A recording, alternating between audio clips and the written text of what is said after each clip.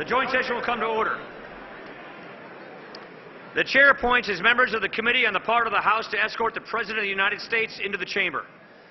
The gentleman from California, Mr. McCarthy. The gentleman from Louisiana, Mr. Scalise. The gentlewoman from Washington, Ms. McMorris Rogers. The gentleman from Ohio, Mr. Stivers. The gentleman from Indiana, Mr. Messer. The gentleman from Georgia, Mr. Collins. The gentleman from Missouri, Mr. Smith. The gentlewoman from California, Ms. Pelosi. The gentleman from Maryland, Mr. Hoyer. The gentleman from South Carolina, Mr. Clyburn. The gentleman from New York, Mr. Crowley. The gentlewoman from California, Mrs. Sanchez. The gentlewoman from Illinois, Ms. Bustos. And the gentleman from Kentucky, Mr. Yarmouth. The President of the Senate, at the direction of that body, appoints the following senators as members of the committee on the part of the Senate to escort the President of the United States into the House chamber. The Senator from Kentucky, Mr. McConnell. The Senator from Texas, Mr. Cornyn. The Senator from Utah, Mr. Hatch. The Senator from South Dakota, Mr. Thune. The Senator from Wyoming, Mr. Barrasso. The Senator from Missouri, Mr. Blunt. The Senator from Colorado, Mr. Gardner. The Senator from New York, Mr. Schumer. The Senator from Washington, Mrs. Murray. The Senator from Michigan, Ms. Stabenow. The Senator from Minnesota, Ms. Klobuchar. The Senator from West Virginia, Mr. Manchin. And the Senator from Wisconsin, Ms. Baldwin. The members of the escort committee will exit the chamber through the lobby doors.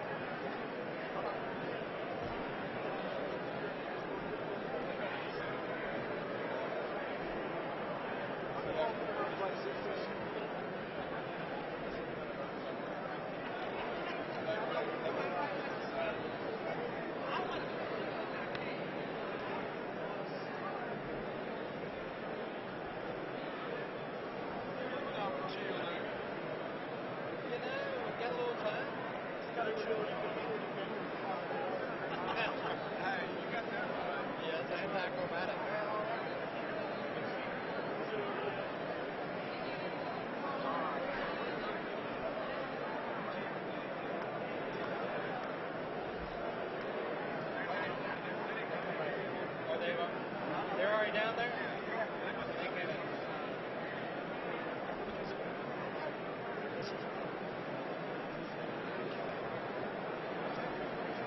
As long as that light's on.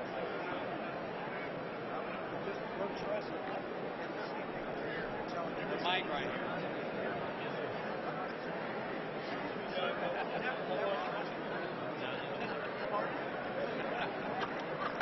It's been nice serving with all of you.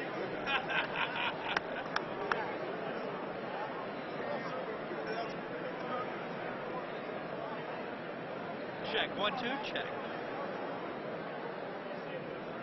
What Mr. Reagan said about the referendum? Let the body command. You always did that hot boy.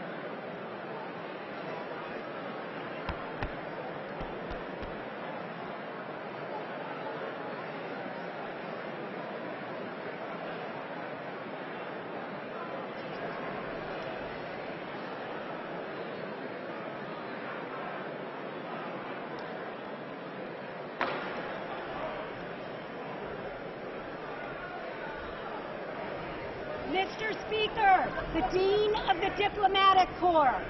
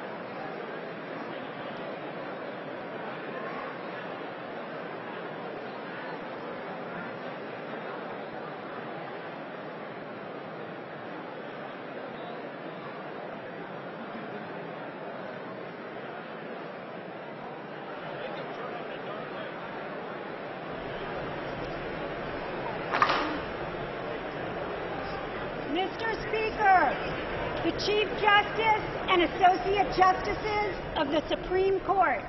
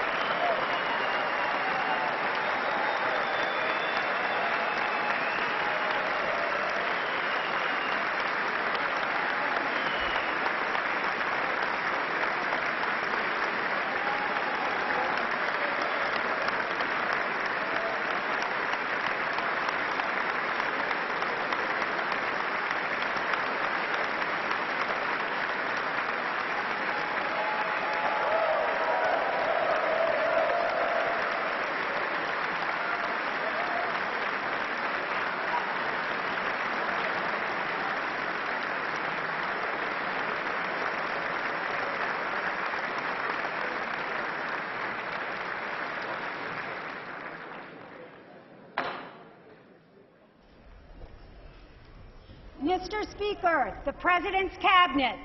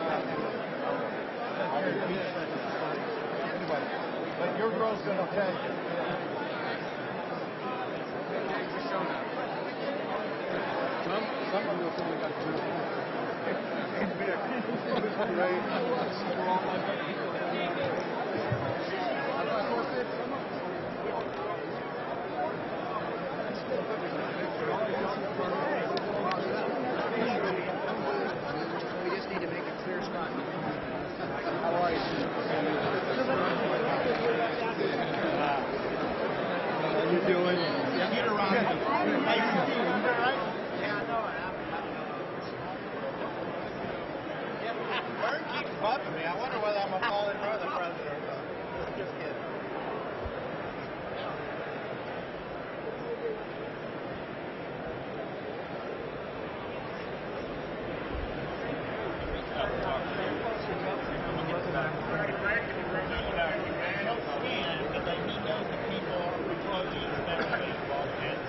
Jay, you're on my right.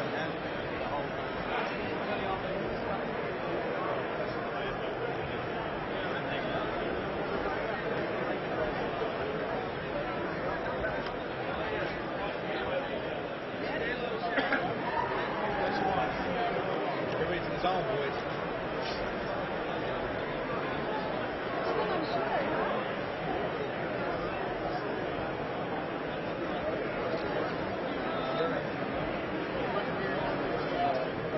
I just can't believe really that none of it gets laid on here.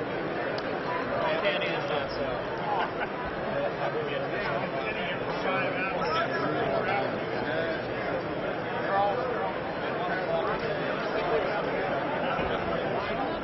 Yeah, I had that. But it was honestly too quick of a handshake on another one. I got a good shot of it. The camera can pick that up.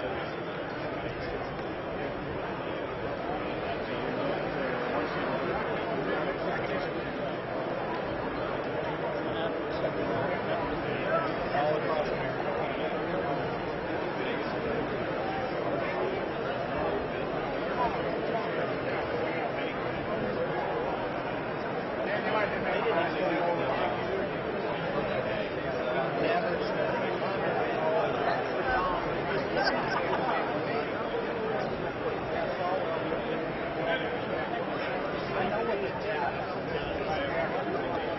I'm the most photogenic.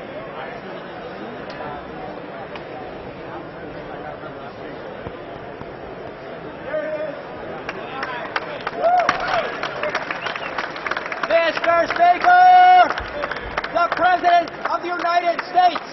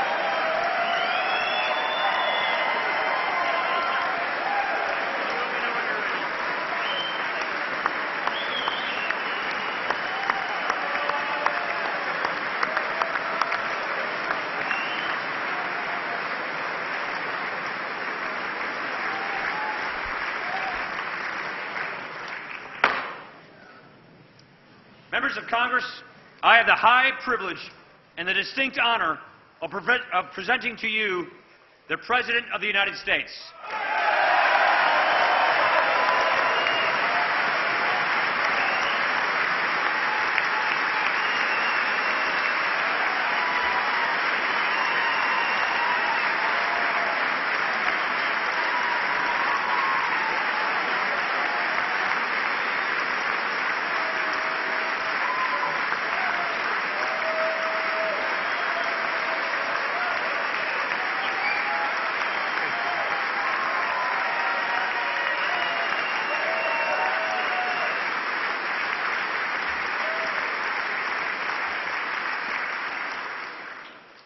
Mr. Speaker, Mr. Vice President, members of Congress, the First Lady of the United States, and my fellow Americans. Less than 1 year has passed since I first stood at this podium in this majestic chamber to speak on behalf of the American people and to address their concerns, their hopes, and their dreams.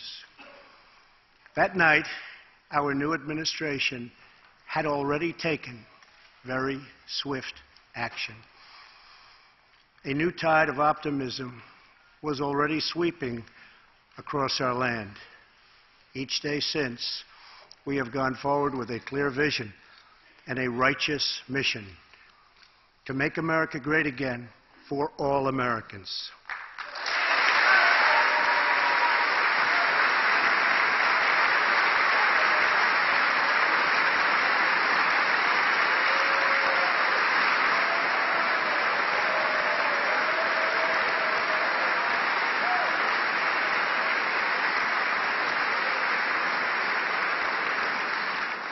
Over the last year, we have made incredible progress and achieved extraordinary success.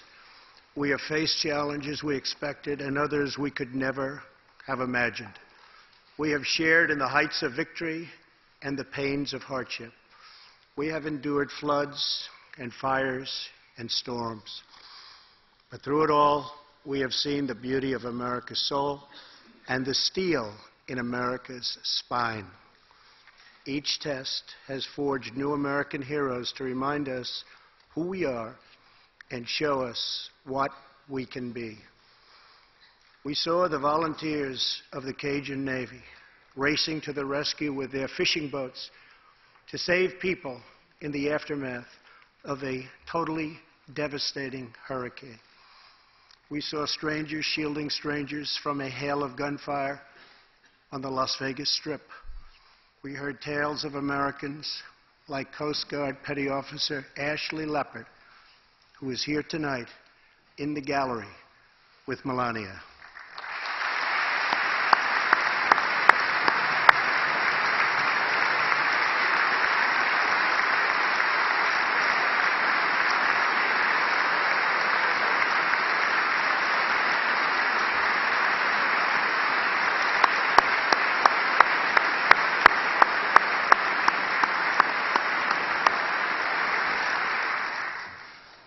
Ashley was aboard one of the first helicopters on the scene in Houston during the Hurricane Harvey. Through 18 hours of wind and rain, Ashley braved live power lines and deep water to help save more than 40 lives. Ashley, we all thank you. Thank you very much.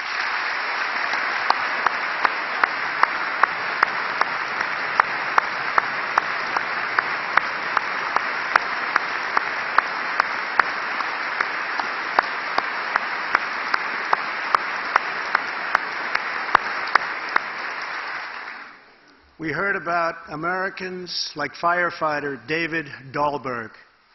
He's here with us also. David faced down walls of flame to rescue almost 60 children trapped at a California summer camp threatened by those devastating wildfires. To everyone still recovering in Texas, Florida, Louisiana, Puerto Rico, and the Virgin Islands, everywhere, we are with you. We love you, and we always will pull through together, always.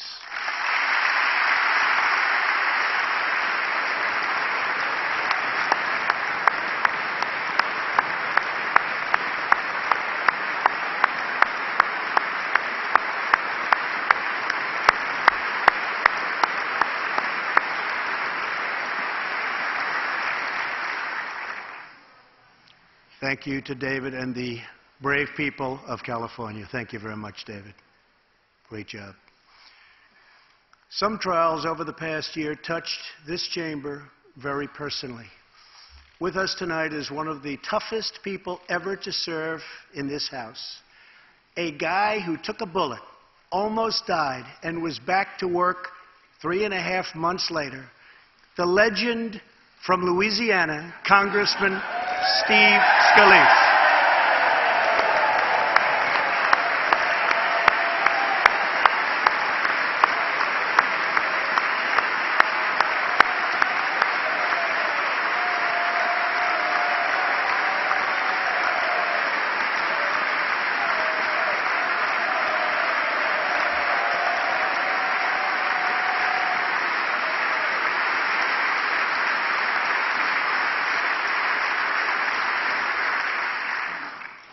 I think they like you, Steve.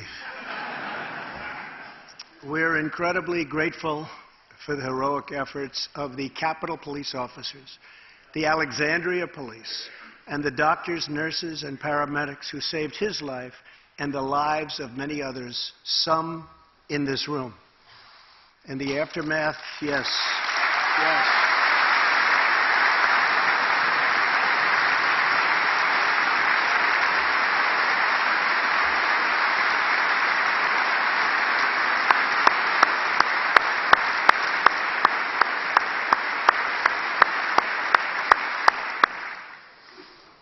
In the aftermath of that terrible shooting, we came together, not as Republicans or Democrats, but as representatives of the people.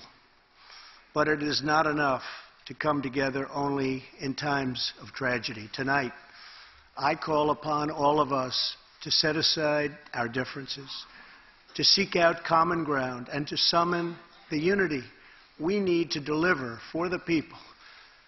This is really the key. These are the people we were elected to serve.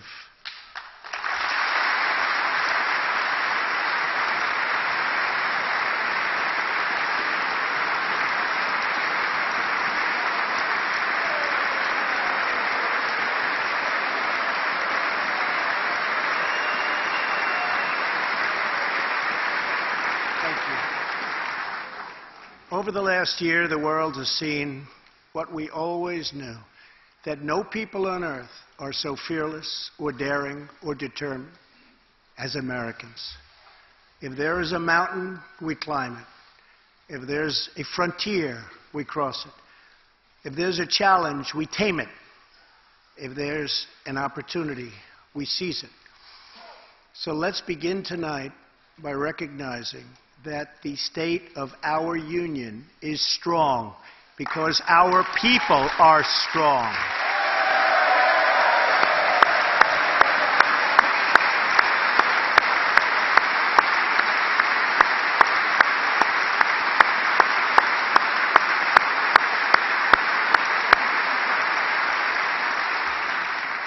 And together we are building a safe, strong, and proud America.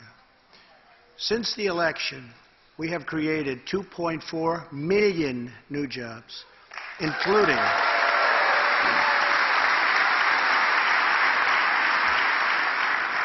including 200,000 new jobs in manufacturing alone.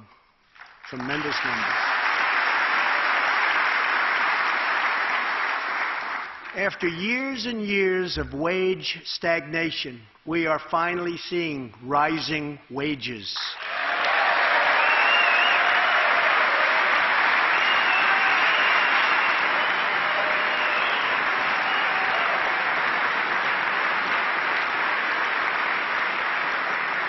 Unemployment claims have hit a 45-year low.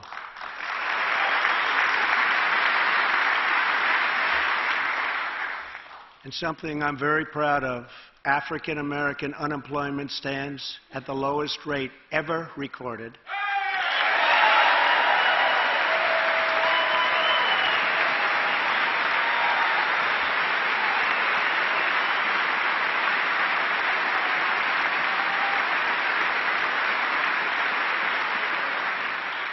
And Hispanic American unemployment has also reached the lowest levels in history.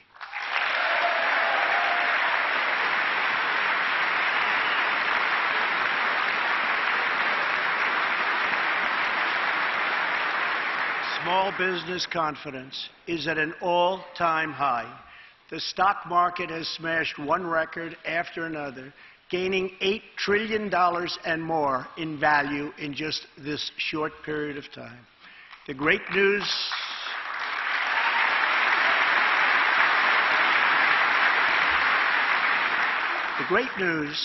for Americans, 401k, retirement pension, and college savings accounts have gone through the roof.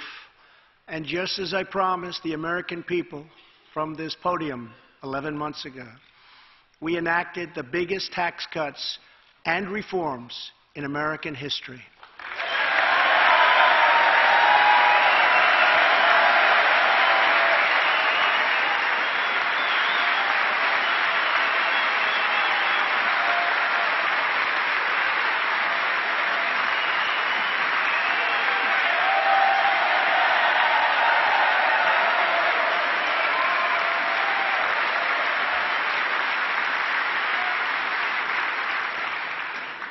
Our massive tax cuts provide tremendous relief for the middle class and small business.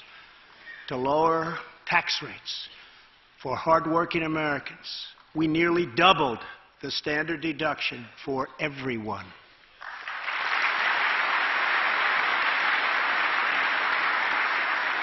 Now the first $24,000 earned by a married couple is completely tax-free.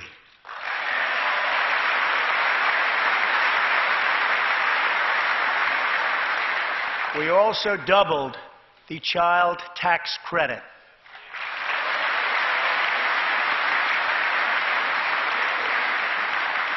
A typical family of four making $75,000 will see their tax bill reduced by $2,000, slashing their tax bill in half.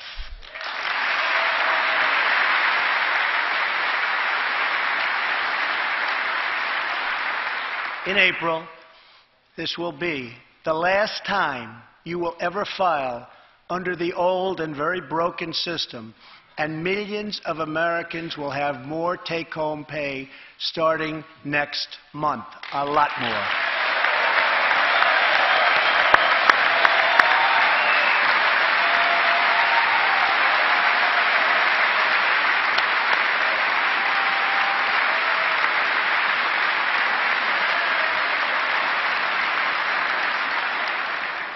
We eliminated an especially cruel tax that fell mostly on Americans making less than $50,000 a year, forcing them to pay tremendous penalties simply because they couldn't afford government-ordered health plans.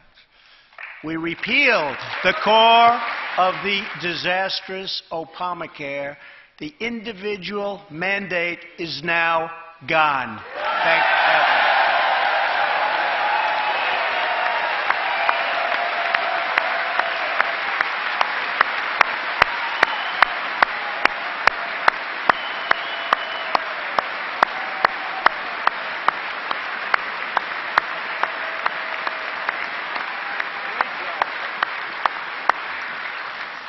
We slashed the business tax rate from 35% all the way down to 21%, so American companies can compete and win against anyone else anywhere in the world.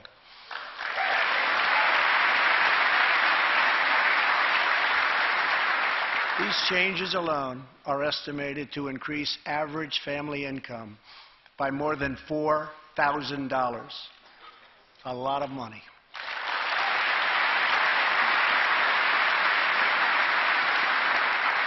Small businesses have also received a massive tax cut and can now deduct 20% of their business income. Here tonight are Steve Staub and Sandy Keplinger of Staub Manufacturing, a small, beautiful business in Ohio. They've just finished the best year in their 20-year history.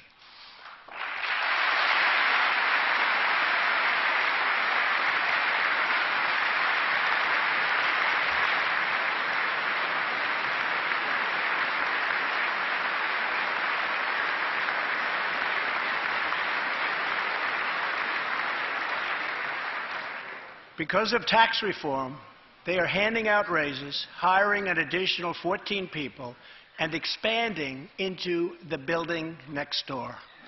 Good feeling.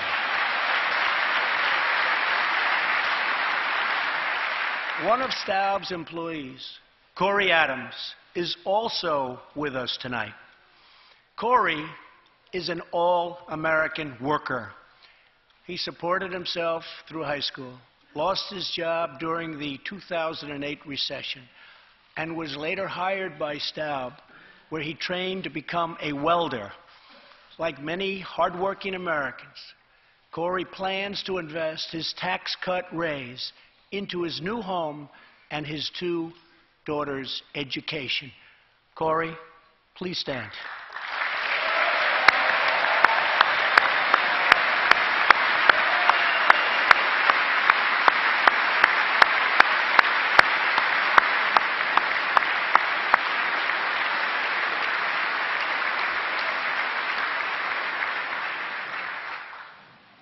And he's a great welder.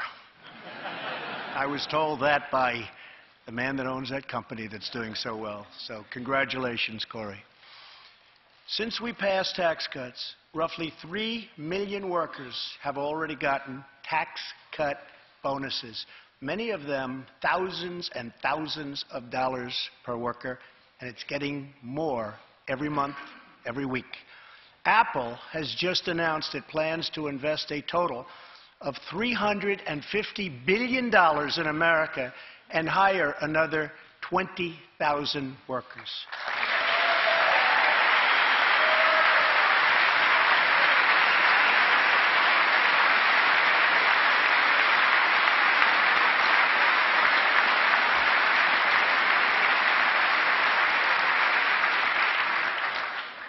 And just a little while ago, ExxonMobil announced a $50 billion investment in the United States. Just a little while ago.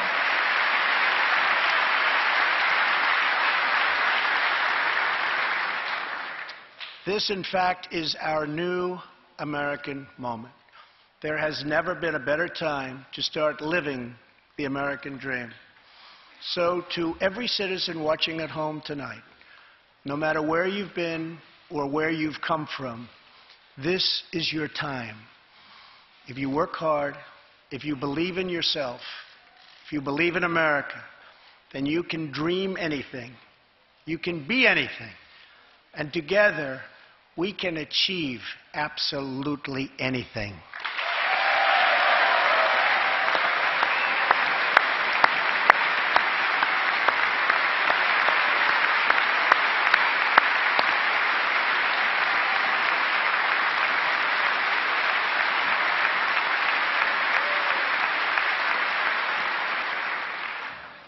Tonight, I want to talk about what kind of future we're going to have and what kind of a nation we're going to be.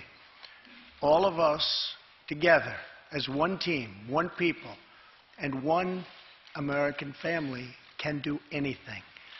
We all share the same home, the same heart, the same destiny, and the same great American flag.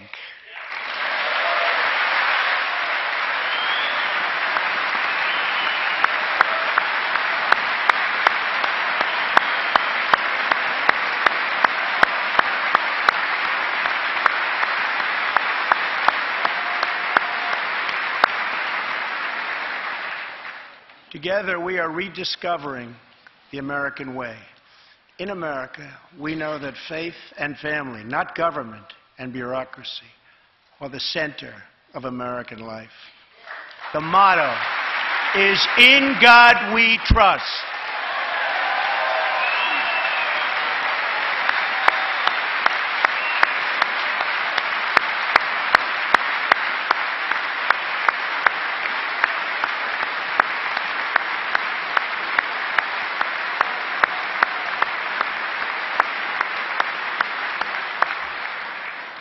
And we celebrate our police, our military, and our amazing veterans as heroes who deserve our total and unwavering support.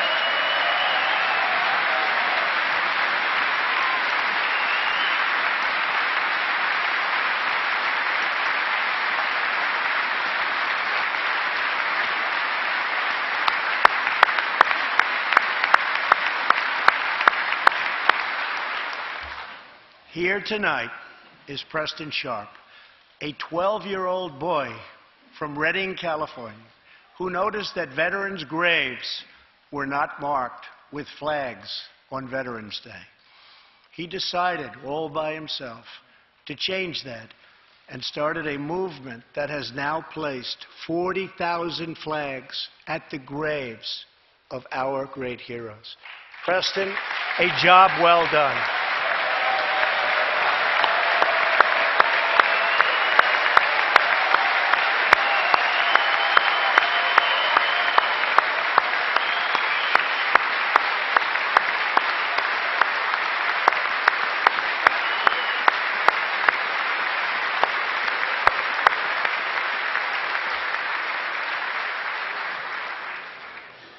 Young patriots like Preston teach all of us about our civic duty as Americans. And I met Preston a little while ago, and he is something very special that I can tell you. Great future. Thank you very much for all you've done, Preston. Thank you very much. Preston's reverence for those who have served our nation reminds us of why we salute our flag, why we put our hands on our hearts for the Pledge of Allegiance, and why we proudly stand for the national anthem.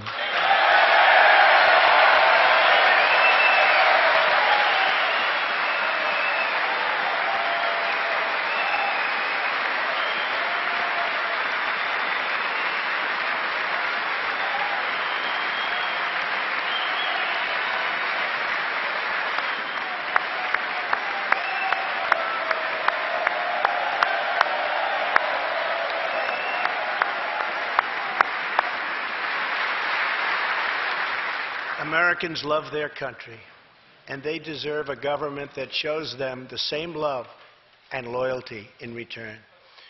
For the last year, we have sought to restore the bonds of trust between our citizens and their government. Working with the Senate, we are appointing judges who will interpret the Constitution as written, including a great new Supreme Court justice and more circuit court judges than any new administration in the history of our country.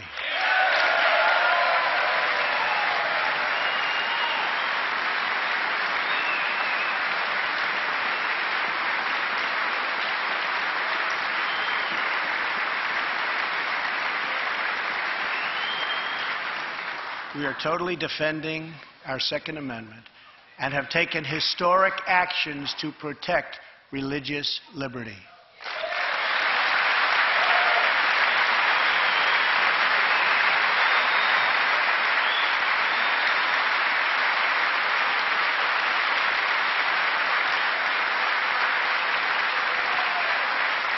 And we are serving our brave veterans, including giving our veterans choice in their health care decisions.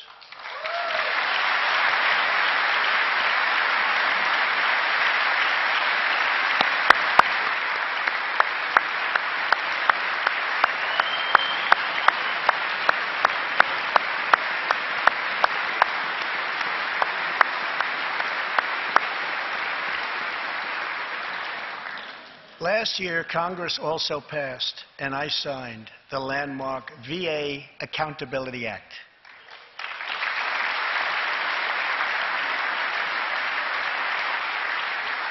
Since its passage, my administration has already removed more than 1,500 VA employees who failed to give our veterans the care they deserve. And we are hiring talented people who love our vets as much as we do.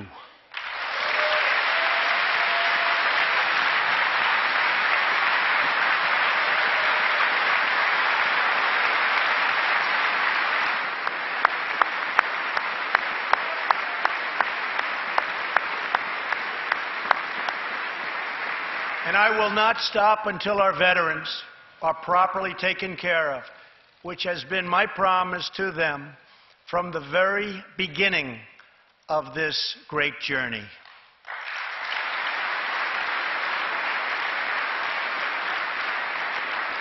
All Americans deserve accountability, and respect.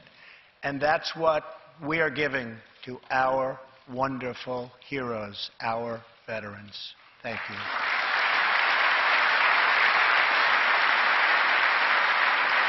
So tonight I call on Congress to empower every cabinet secretary with the authority to reward good workers and to remove federal employees who undermine the public trust or fail the American people.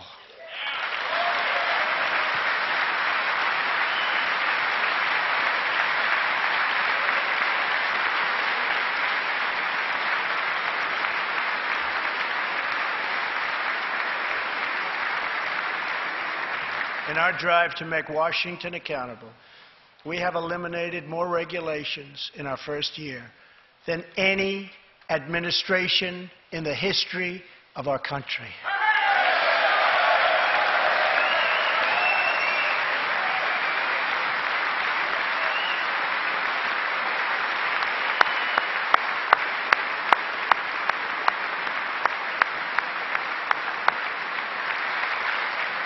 We have ended the war on American energy, and we have ended the war on beautiful, clean coal.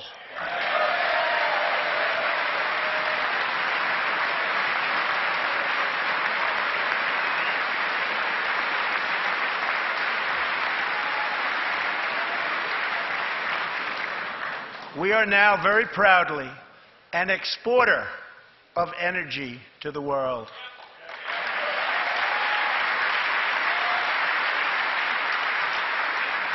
In Detroit, I halted government mandates that crippled America's great, beautiful auto workers so that we can get Motor City revving its engines again, and that's what's happening.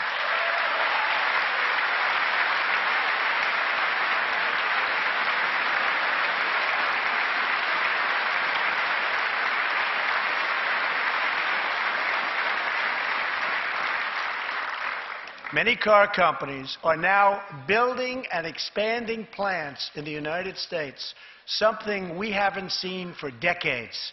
Chrysler is moving a major plant from Mexico to Michigan. Toyota and Mazda are opening up a plant in Alabama, a big one, and we haven't seen this in a long time. It's all coming back.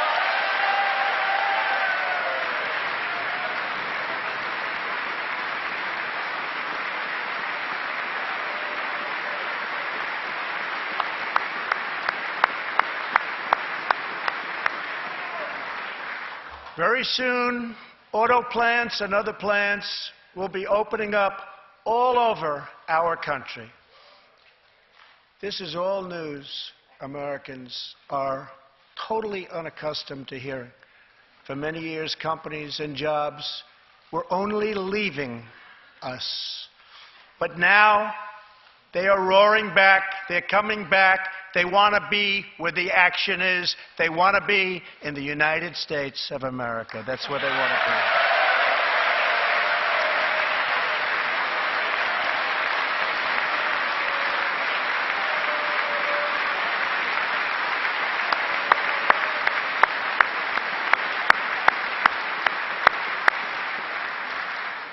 Exciting progress is happening every single day. To speed access to breakthrough cures and affordable generic drugs, last year the FDA approved more new and generic drugs and medical devices than ever before in our country's history.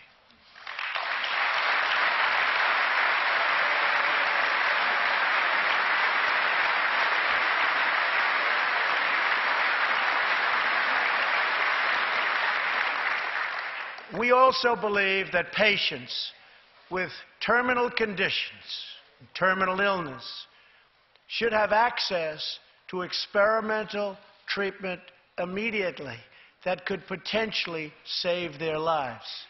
People who are terminally ill should not have to go from country to country to seek a cure. I want to give them a chance right here at home It's time for Congress to give these wonderful, incredible Americans the right to try.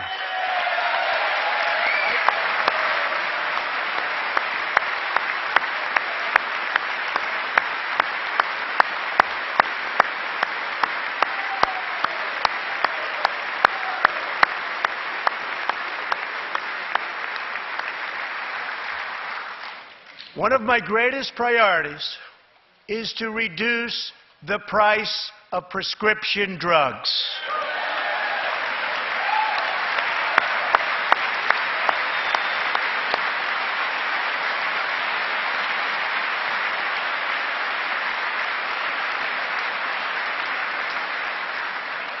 In many other countries, these drugs cost far less than what we pay in the United States, and it's very, very unfair. That is why I've directed my administration to make fixing the injustice of high drug prices one of my top priorities for the year.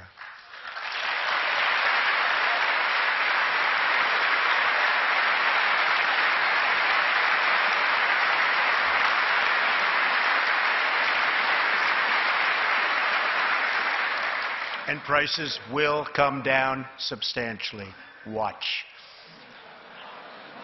America has also finally turned the page on decades of unfair trade deals that sacrificed our prosperity and shipped away our companies, our jobs, and our wealth.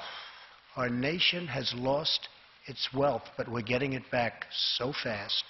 The era of economic surrender is totally over. From now on, we expect trading relationships to be fair and, very importantly, reciprocal.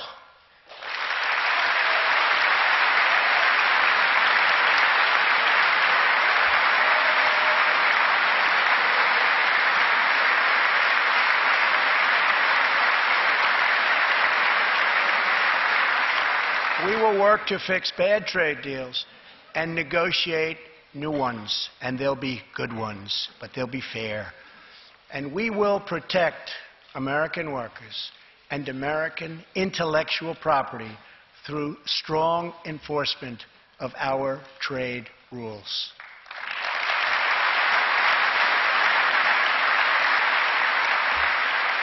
As we rebuild our industries, it is also time to rebuild our crumbling infrastructure.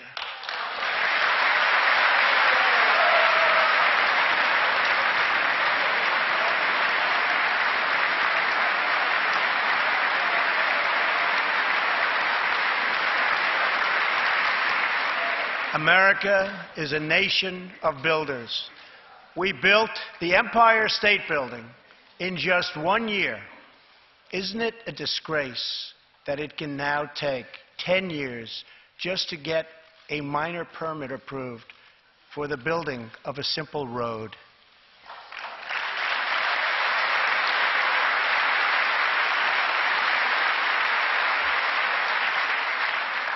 I am asking both parties to come together to give us safe, fast, reliable, and modern infrastructure that our economy needs and our people deserve.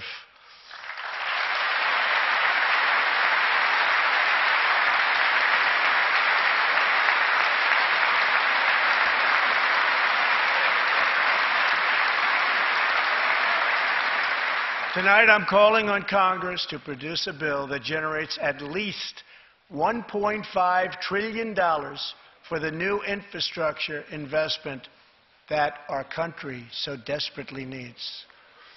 Every federal dollar should be leveraged by partnering with state and local governments and, where appropriate, tapping into private sector investment to permanently fix the infrastructure deficit, and we can do it.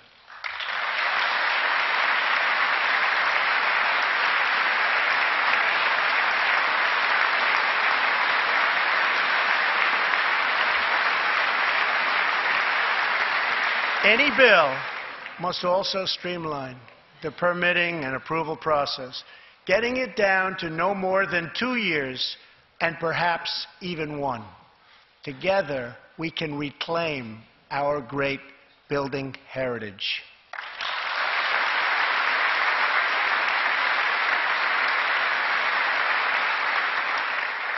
We will build gleaming new roads, bridges, highways, railways, and waterways all across our land. And we will do it with American heart, American hands, and American grit.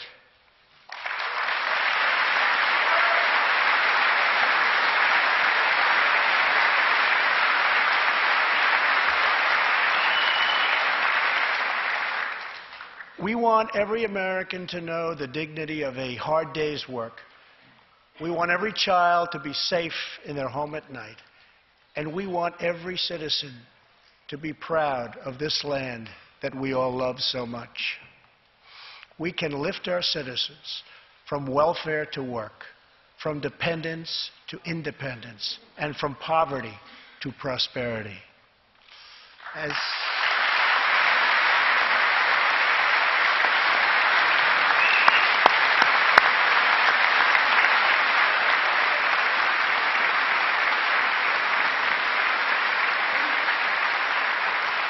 As tax cuts create new jobs, let's invest in workforce development and let's invest in job training, which we need so badly.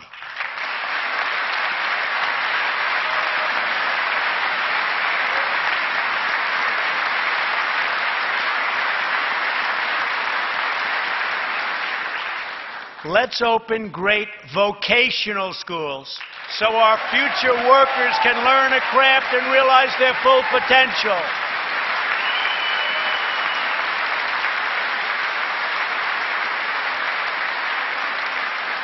And let's support working families by supporting paid family leave.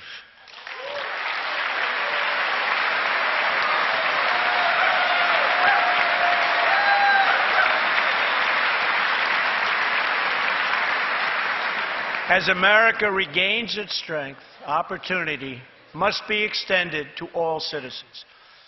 That is why this year we will embark on reforming our prisons to help former inmates who have served their time get a second chance at life.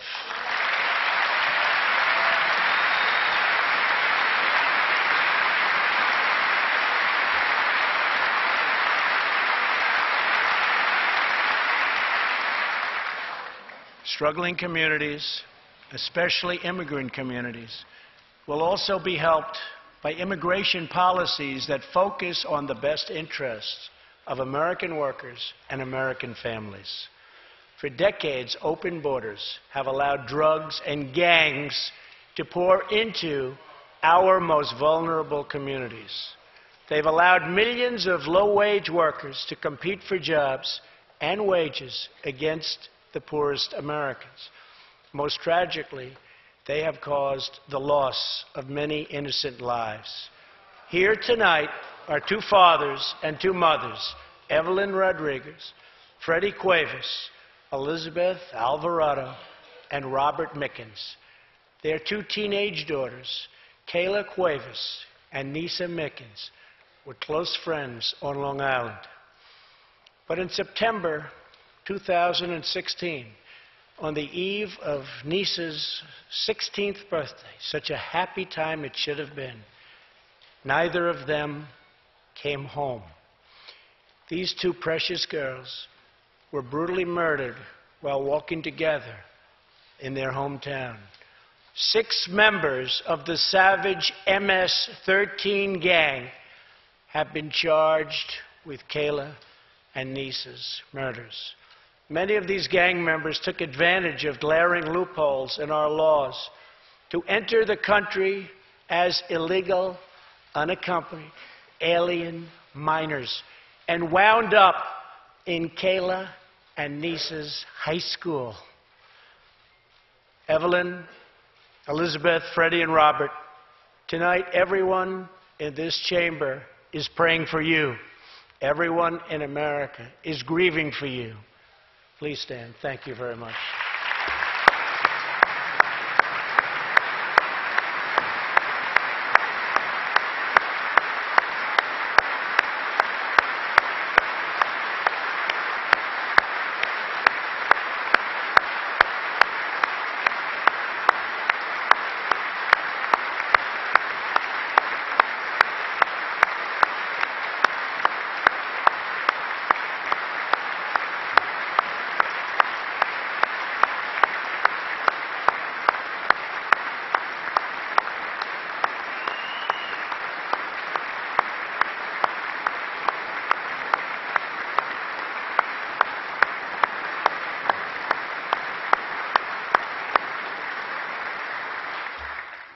I want you to know that 320 million hearts are right now breaking for you. We love you. Thank you.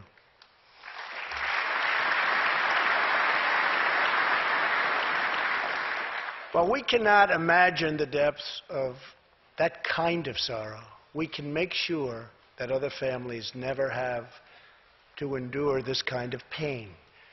Tonight I am calling on Congress to finally close the deadly loopholes that have allowed MS-13 and other criminal gangs to break into our country. We have proposed new legislation that will fix our immigration laws and support our ICE and Border Patrol agents. These are great people. These are great, great people that work so hard in the midst of such danger so that this can never happen again.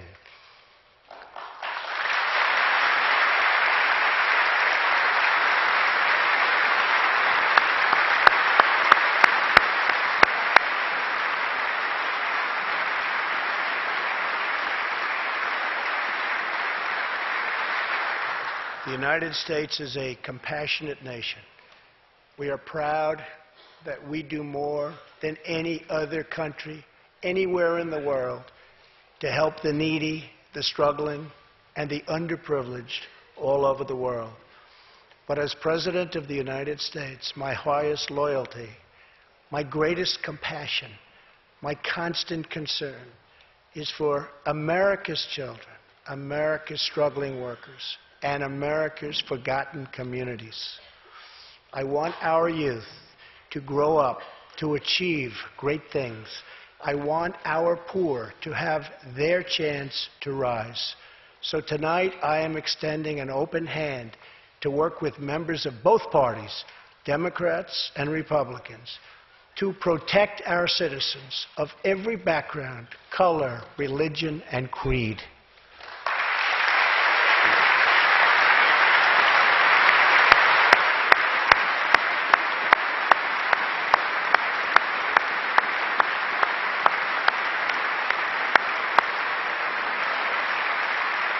My duty, and the sacred duty of every elected official in this chamber, is to defend Americans, to protect their safety, their families, their communities, and their right to the American dream. Because Americans are dreamers too.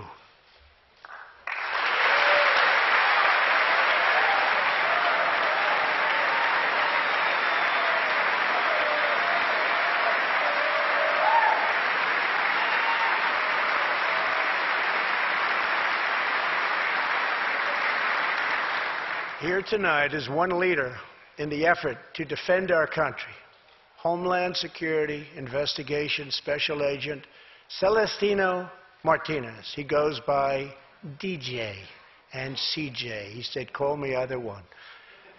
So we'll call you CJ. Served 15 years in the Air Force before becoming an ICE agent and spending the last 15 years fighting gang violence and getting dangerous criminals off of our streets. Tough job.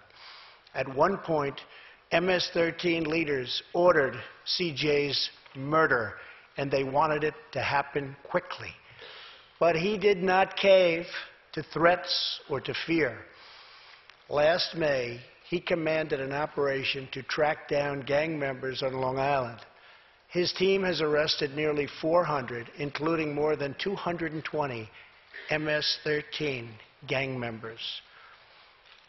And I have to tell you, what the Border Patrol and ICE have done, we have sent thousands and thousands and thousands of MS-13 horrible people out of this country or into our prisons. So I just want to congratulate you, CJ. You're a brave guy. Thank you very much.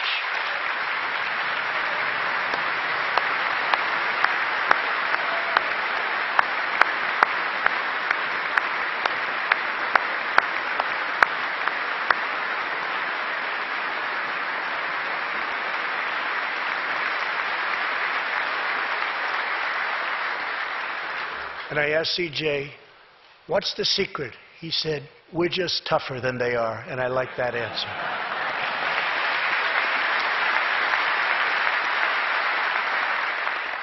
Now let's get Congress to send you, and all of the people in this great chamber have to do it. We have no choice. CJ, we're going to send you reinforcements, and we're going to send them to you quickly. It's what you need.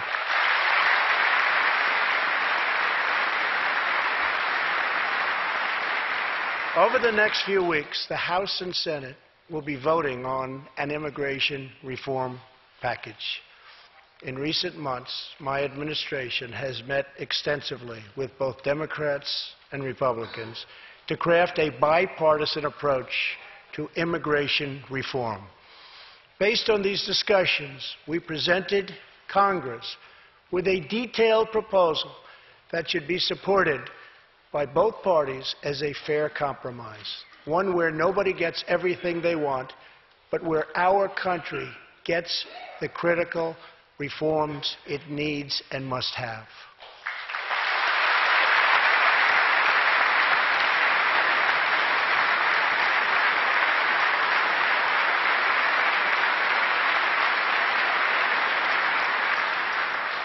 Here are the 4 pillars of our plan. The first pillar of our framework generously offers a path to citizenship for 1.8 million illegal immigrants who were brought here by their parents at a young age. That covers almost 3 times more people than the previous administration covered.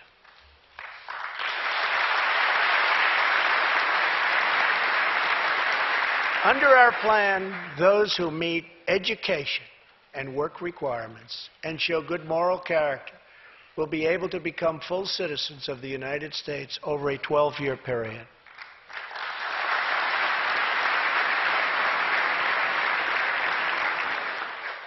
The second pillar fully secures the border.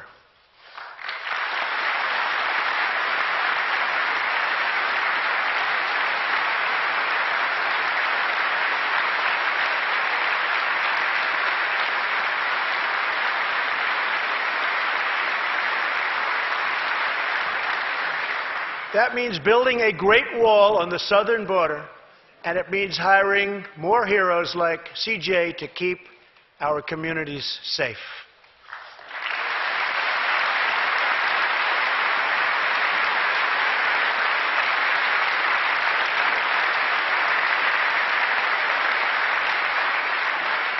Crucially, our plan closes the terrible loopholes exploited by criminals and terrorists to enter our country, and it finally ends the horrible and dangerous practice of catch and release.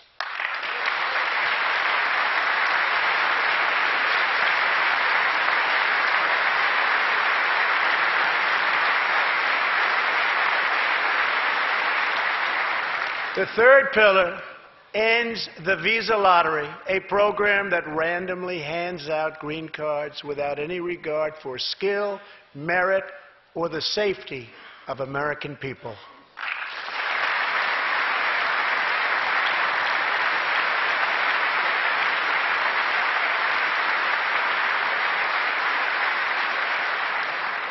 It's time to begin moving toward a merit-based immigration system, one that admits people who are skilled, who want to work, who will contribute to our society, and who will love and respect our country.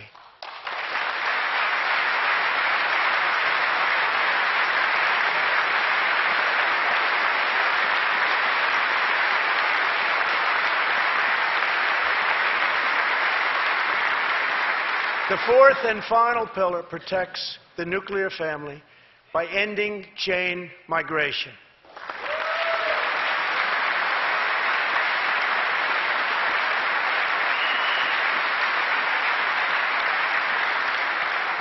Under the current broken system, a single immigrant can bring in virtually unlimited numbers of distant relatives.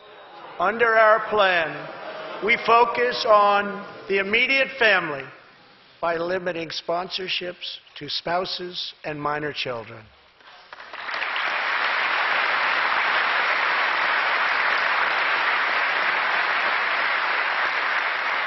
This vital reform is necessary not just for our economy, but for our security and for the future of America. In recent weeks, 2 terrorist attacks in New York were made possible by the visa lottery and chain migration. In the age of terrorism, these programs present risks we can just no longer afford. It's time to reform.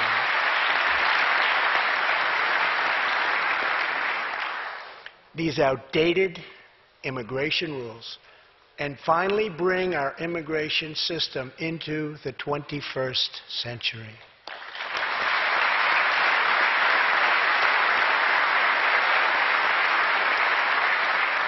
These 4 pillars represent a down-the-middle compromise and one that will create a safe, modern, and lawful immigration system. For over 30 years, Washington has tried and failed to solve this problem. This Congress can be the one that finally makes it happen.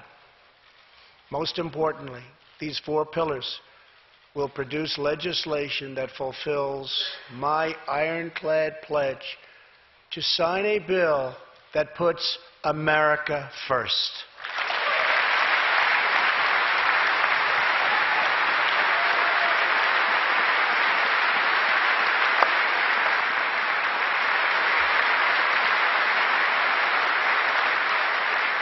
So let's come together, set politics aside, and finally get the job done.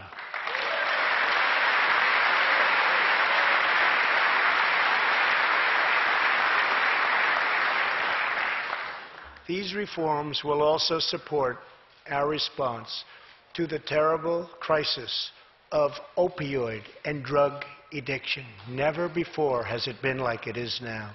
It is terrible. We have to do something about it.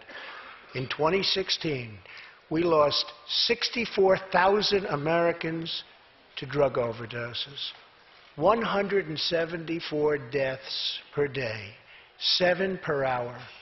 We must get much tougher on drug dealers and pushers if we are going to succeed in stopping this scourge.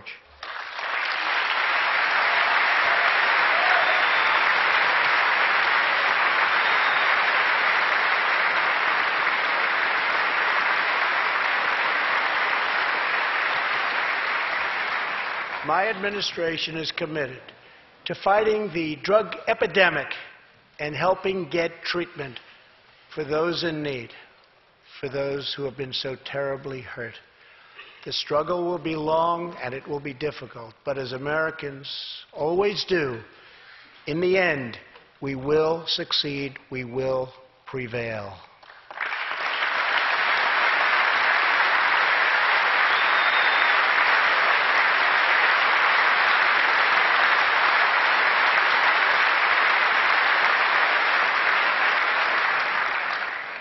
As we have seen tonight, the most difficult challenges bring out the best in America. We see a vivid expression of this truth in the story of the Holetz family of New Mexico. Ryan Holetz is 27 years old, an officer with the Albuquerque Police Department. He's here tonight with his wife, Rebecca.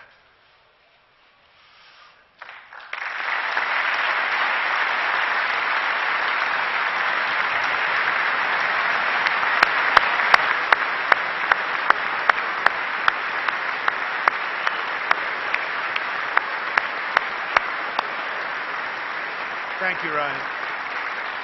Last year, Ryan was on duty when he saw a pregnant, homeless woman preparing to inject heroin.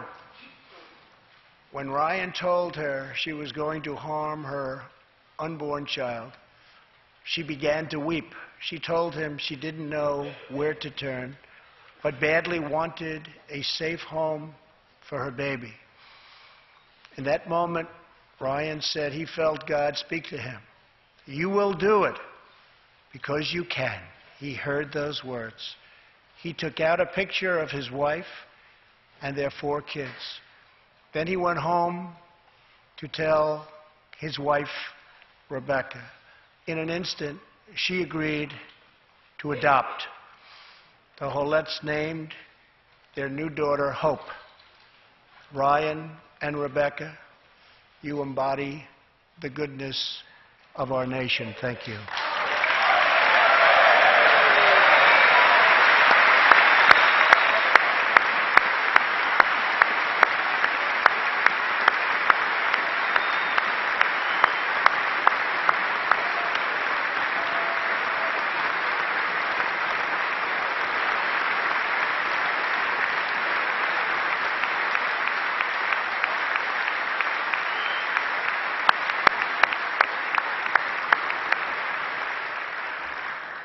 Thank you, Ryan and Rebecca. As we rebuild America's strength and confidence at home, we are also restoring our strength and standing abroad. Around the world, we face rogue regimes, terrorist groups, and rivals like China and Russia that challenge our interests, our economy, and our values. In confronting these horrible dangers, we know that weakness is the surest path to conflict, and unmatched power is the surest means to our true and great defense. For this reason, I am asking Congress to end the dangerous defense sequester and fully fund our great military.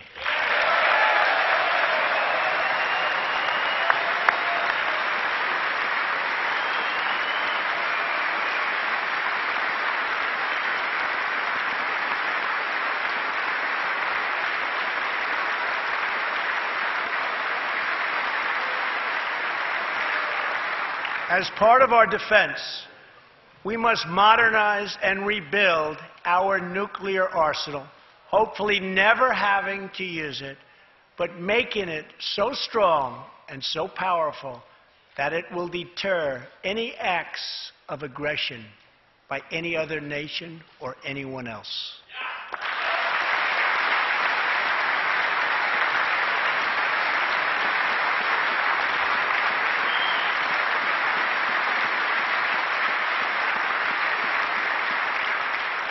Perhaps someday in the future there will be a magical moment when the countries of the world will get together to eliminate their nuclear weapons. Unfortunately, we are not there yet, sadly. Last year, I also pledged that we would work with our allies to extinguish ISIS from the face of the earth. 1 year later, I am proud to report that the coalition to defeat ISIS has liberated very close to 100% of the territory just recently held by these killers in Iraq and in Syria and in other locations as well.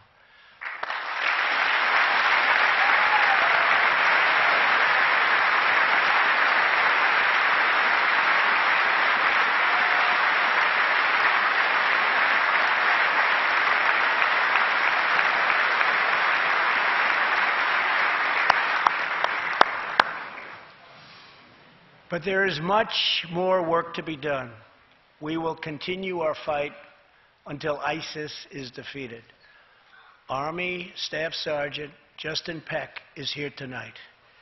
Near Raqqa last November, Justin and his comrade, Chief Petty Officer Kenton Stacy, were on a mission to clear buildings that ISIS had rigged with explosive, so that civilians could return to that city, hopefully soon and hopefully safely. Clearing the second floor of a vital hospital, Kenton Stacy was severely wounded by an explosion. Immediately, Justin bounded into the booby-trapped and unbelievably dangerous and unsafe building and found Kenton, but in very, very bad shape. He applied pressure to the wound and inserted a tube to reopen an airway. He then performed CPR for 20 straight minutes during the ground transport and maintained artificial respiration through 2.5 hours and through emergency surgery. Kenton Stacy would have died if it were not for Justin's selfless love for his fellow warrior. Tonight, Kenton is recovering in Texas. Raqqa is liberated, and Justin is wearing his new Bronze Star with a V for valor. Staff Sergeant Peck, all of America salutes you.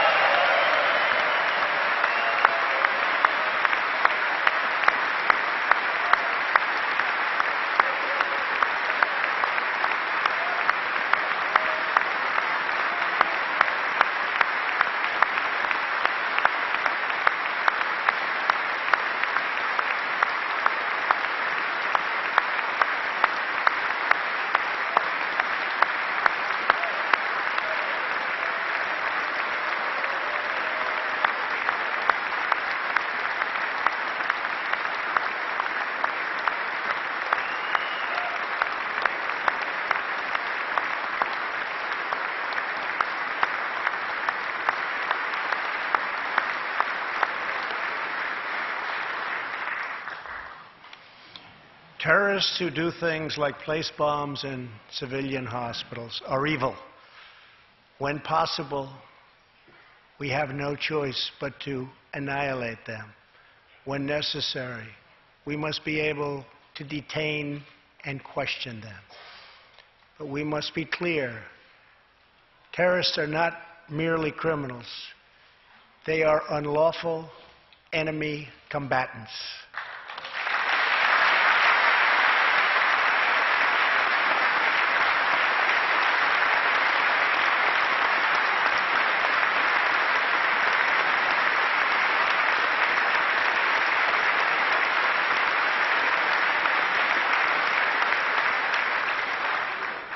And when captured overseas, they should be treated like the terrorists they are.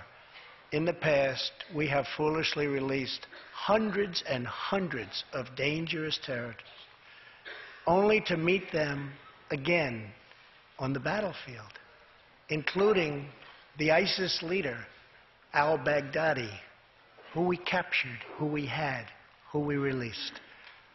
So today, I'm keeping another promise. I just signed, prior to walking in, an order directing Secretary Mattis, who is doing a great job. Thank you.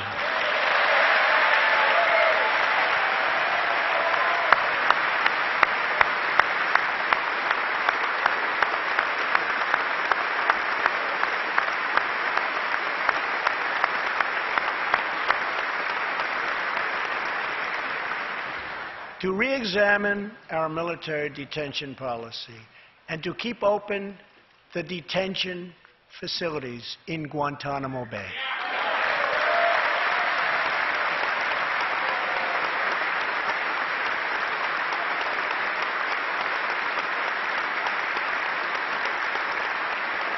I am asking Congress to ensure that in the fight against ISIS and al-Qaeda, we continue to have all necessary power to detain terrorists wherever we chase them down, wherever we find them. And in many cases, for them, it will now be Guantanamo Bay.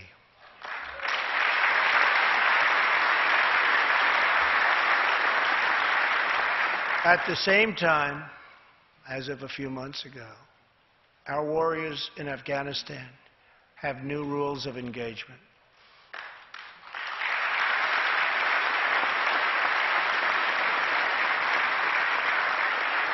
Along with their heroic Afghan partners, our military is no longer undermined by artificial timelines, and we no longer tell our enemies our plans.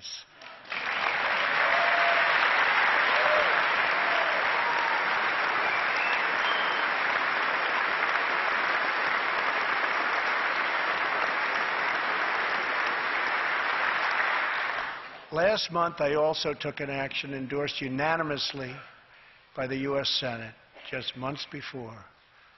I recognized Jerusalem as the capital of Israel.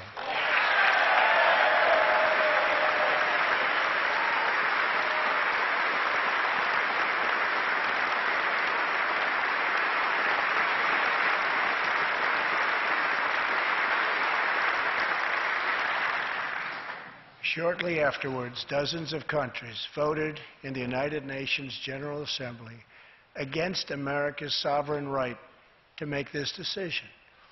In 2016, American taxpayers generously sent those same countries more than $20 billion in aid. That is why tonight I am asking Congress to pass legislation to help ensure American foreign assistance dollars always serve American interests and only go to friends of America, not enemies of America.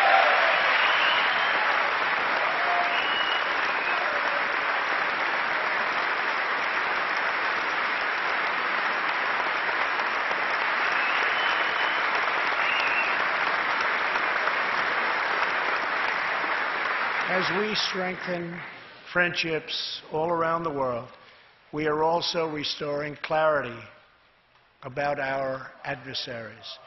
When the people of Iran rose up against the crimes of their corrupt dictatorship, I did not stay silent. America stands with the people of Iran in their courageous struggle for freedom.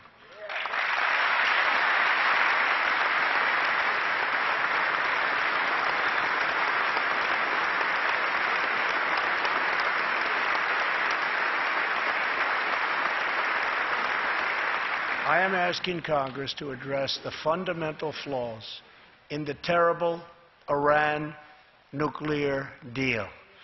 My administration has also imposed tough sanctions on the communist and socialist dictatorships in Cuba and Venezuela.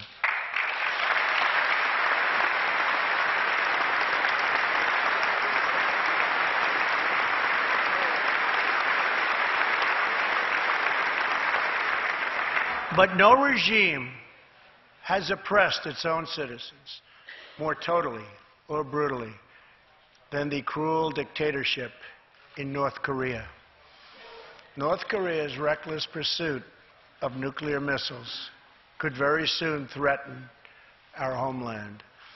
We are waging a campaign of maximum pressure to prevent that from ever happening. Past experience has taught us that complacency and concessions only invite aggression and provocation. I will not repeat the mistakes of past administrations that got us into this very dangerous position. We need only look at the depraved character of the North Korean regime to understand the nature of the nuclear threat it could pose to America and to our allies. Otto Warmbier was a hard-working student at the University of Virginia, and a great student he was. On his way to study abroad in Asia, Otto joined a tour to North Korea. At its conclusion, this wonderful young man was arrested and charged with crimes against the state. After a shameful trial, the dictatorship sentenced Otto to 15 years of hard labor before returning him to America last June, horribly injured and on the verge of death. He passed away just days after his return. Otto's wonderful parents, Fred and Cindy Warmbier, are here with us tonight, along with Otto's brother and sister, Austin and Greta. Please.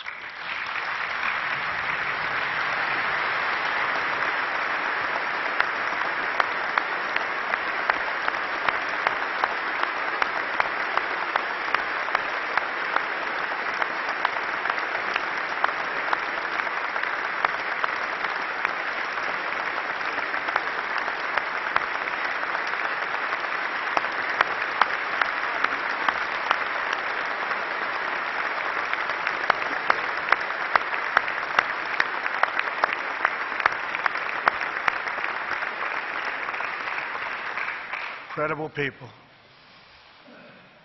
You are powerful witnesses to a menace that threatens our world, and your strength truly inspires us all. Thank you very much. Thank you.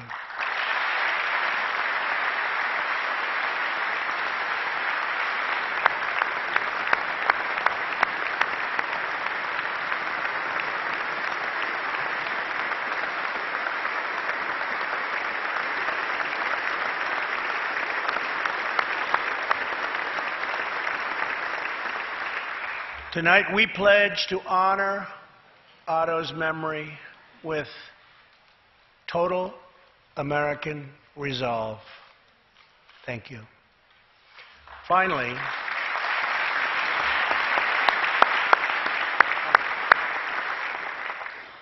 we are joined by one more witness to the ominous nature of this regime.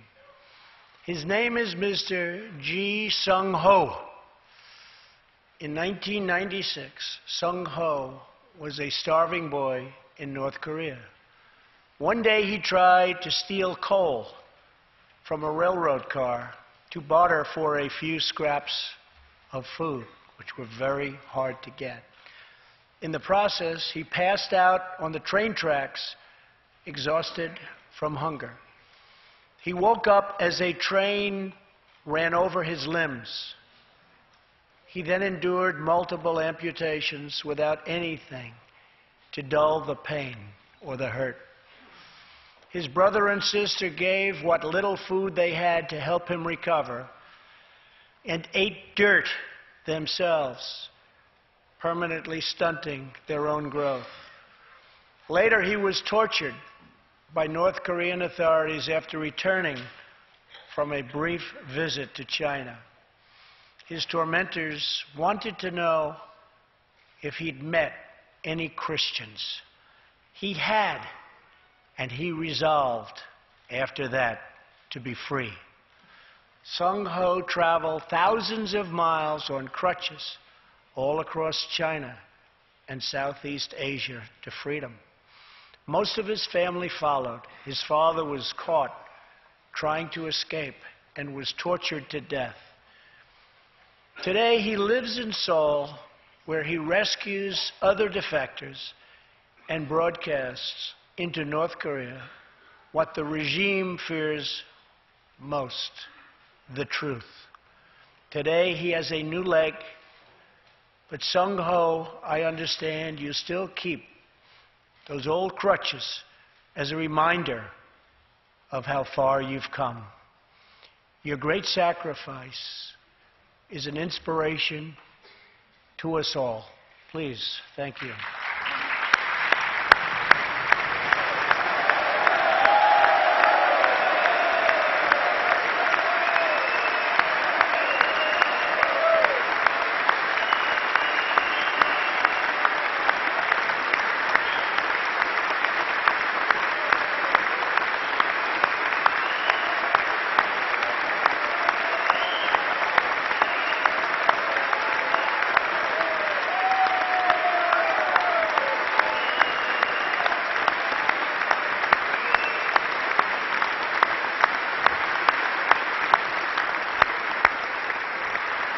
Sung-ho's story is a testament to the yearning of every human soul to live in freedom. It was that same yearning for freedom that nearly 250 years ago gave birth to a special place called America. It was a small cluster of colonies caught between a great ocean and a vast wilderness. It was home to an incredible people with a revolutionary idea that they could rule themselves, that they could chart their own destiny, and that together they could light up the entire world. That is what our country has always been about. That is what Americans have always stood for, always strived for, and always done. Atop the dome of this Capitol stands the Statue of Freedom. She stands tall and dignified among the monuments to our ancestors who fought and lived and died to protect her.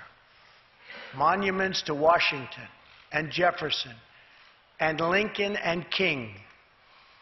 Memorials to the heroes of Yorktown and Saratoga.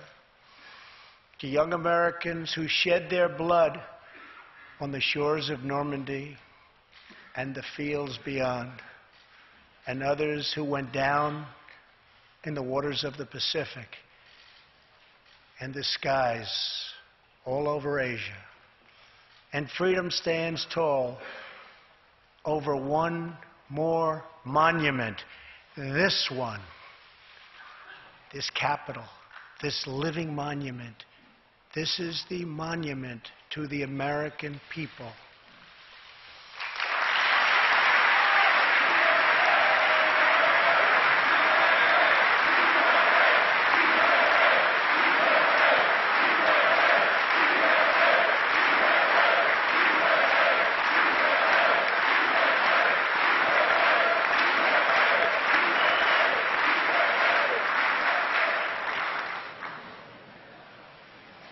We're a people whose heroes live not only in the past, but all around us, defending hope, pride, and defending the American way. They work in every trade. They sacrifice to raise a family. They care for our children at home. They defend our flag abroad. And they are strong moms and brave kids. They are firefighters and police officers and border agents, medics and Marines. But above all else, they are Americans. And this capital, this city, this nation belongs entirely to them.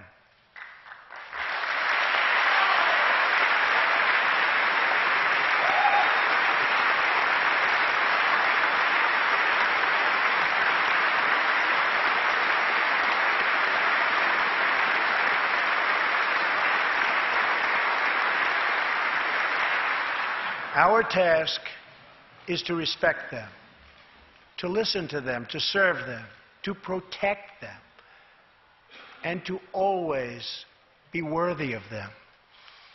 Americans fill the world with art and music. They push the bounds of science and discovery, and they forever remind us of what we should never, ever forget. The people dreamed this country. The people built this country. And it's the people who are making America great again.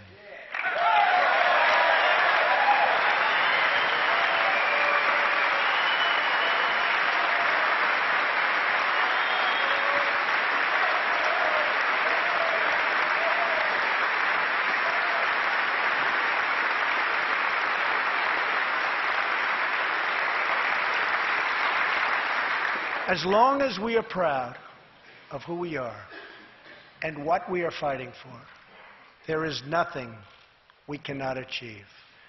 As long as we have confidence in our values, faith in our citizens, and trust in our God, we will never fail. Our families will thrive. Our people will prosper. And our nation will forever be safe and strong and proud and mighty and free. Thank you, and God bless America. Good night.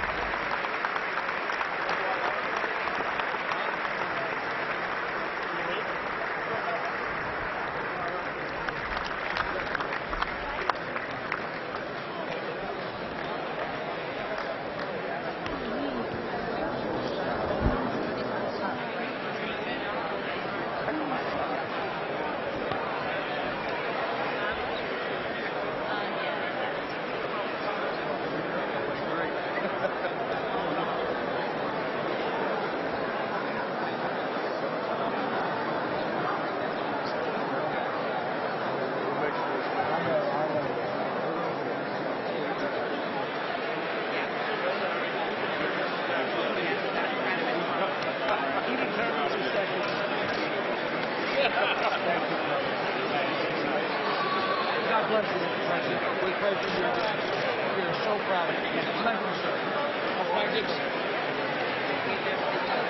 Thank you, everybody. Back just a little bit. Let's go back just a little bit.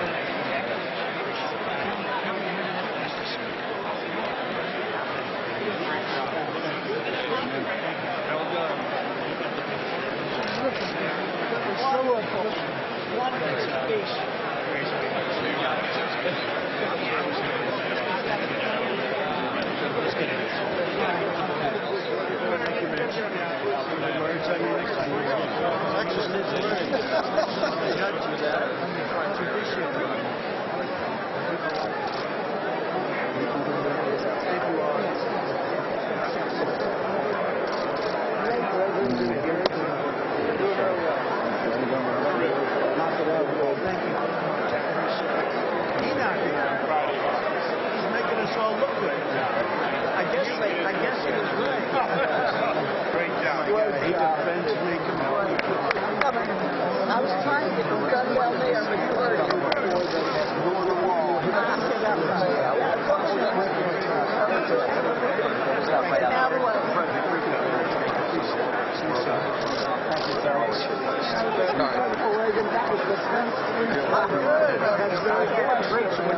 Well done.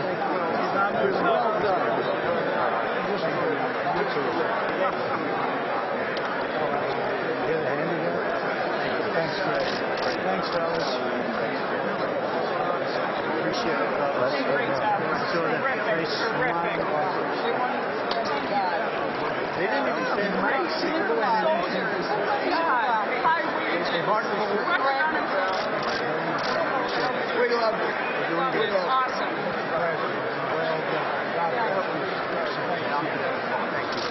I get an autograph here on that. You can drop me down. Billy can, right?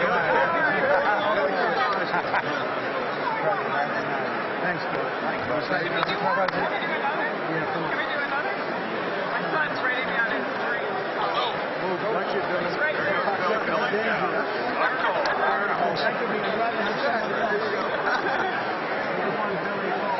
Yeah. Thank you. Great job. Thanks for your leadership on tax. Great job. Great job. Yeah, let's go. Come on.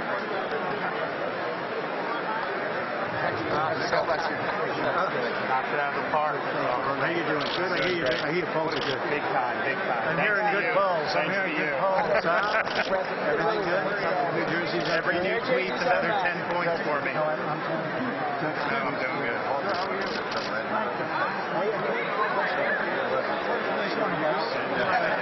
Thank you. Yeah, they seem to like it. Come here, Lee. Mr. President. Thank you. Knock it out of the park. Peter, thank you for everything. This guy. King of New York. Thank you. Good luck with your shape. Thank you, number 13. See another one. We're going to take that out of them. Can you imagine? Coming short. That was a fluke.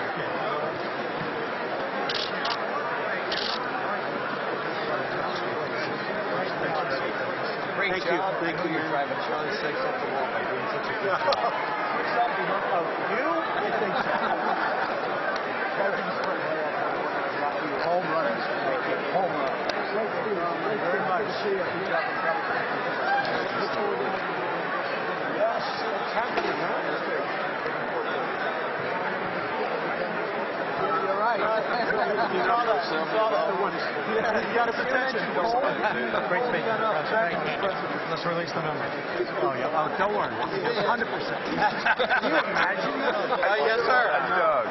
He'd be too angry. How you doing? How's it going? How's it changing? Good? Good. Get it done. Get it done. What do you need? Let me know. Thanks, fellas. Get a little more room. Great job, Mr. President. Thank you, sir. Good job. There you go. Thank you, Mr. President. Mr. President. Good job, sir. Wonderful. Wonderful. We got your back, sir. We got you. Off the charts. Off the charts. Thank you. Great. Appreciate your help. Thank you. Mr. President! Thank you, everybody. Thank you, Mayor. Thanks, fellas. Good job. Thank you. Great job. Thanks. Thanks, fellas. President. Thank you, hon. Thank you. Thank you, fellas. Very well. We're doing good. Thank you.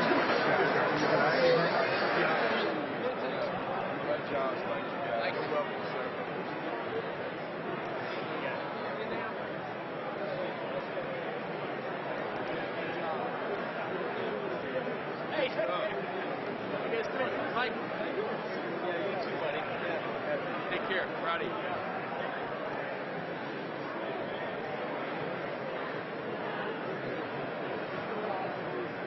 Mr. Vice President.